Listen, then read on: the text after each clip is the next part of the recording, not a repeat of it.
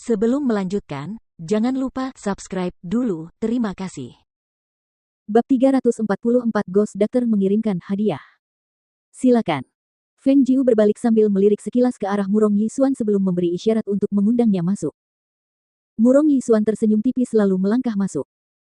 Tepat saat Guan Xilin hendak melangkah masuk, dari sudut matanya, ia melihat sebuah kereta berhenti di depan gerbang. Ketika pintu kereta terbuka dan orang itu melangkah keluar, senyum di wajahnya menghilang sepenuhnya. Orang yang turun dari kereta itu adalah patriark keluarga Guan yang sudah tua, yang merupakan kakeknya. Namun saat dia melangkah keluar dari tempat itu, dia tidak lagi memiliki ikatan apapun dengannya. Untuk perayaan pindah rumah ini, dia tidak mengirimkan undangan apapun.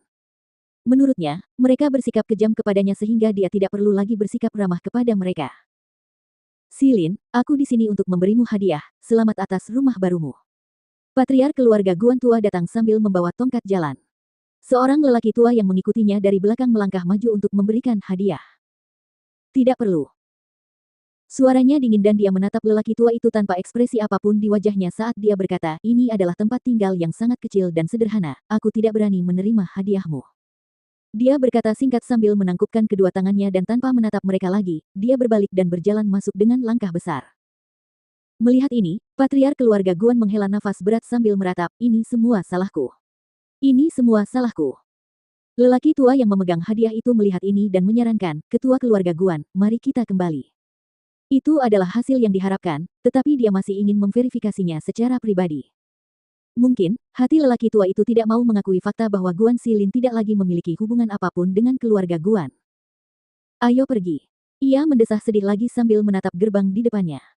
Hatinya dipenuhi emosi dan ia hanya bisa pergi dengan penyesalan saat ia duduk di kereta dengan lesu. Tidak seorang pun melihat bahwa di sudut jalan, seorang wanita sedang melihat dari kejauhan, menatap gerbang dengan linglung.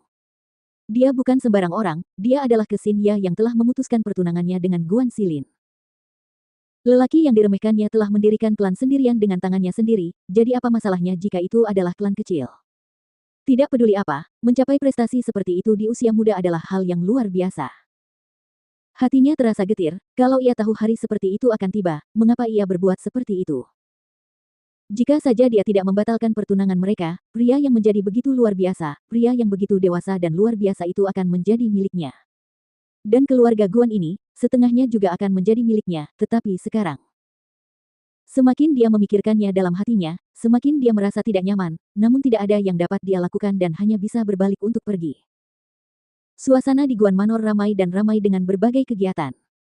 Karena Guan Xilin memegang secangkir anggur di tangannya dan berjalan dari satu meja ke meja lain untuk bersulang dengan para tamu, semua orang tertawa dan bergembira. Suasananya riuh dan penuh dengan tawa. Pada saat itulah pengurus bergegas masuk, wajahnya memerah karena kegembiraan dan keterkejutan yang tak tersamarkan. Tuan, dokter hantu telah mengirimkan hadiah. Begitu kata-katanya diucapkan, seluruh perjamuan menjadi sunyi dan wajah semua orang tampak tidak percaya. Setelah sadar kembali, mereka kemudian menoleh ke arah Guan Xilin.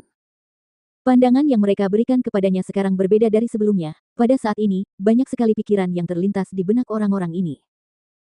Guan Xilin ini ada hubungan dengan Ghost Doctor.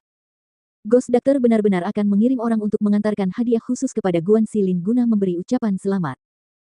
Guan Xilin meletakkan cangkir anggurnya setelah beberapa saat dan melihat ke arah dua orang tua yang datang membawa hadiah. Sekilas dia menyadari bahwa mereka adalah orang-orang dari pasar gelap. Bagaimana kamu bisa ada di sini?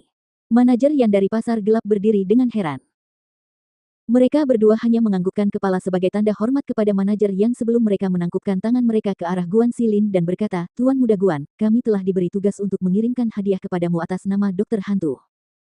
Begitu mereka selesai berbicara, dua kotak indah diletakkan di hadapannya. Hal itu membangkitkan rasa ingin tahu semua orang terhadap isi kotak-kotak itu. Apa yang dikirim Ghost Doctor?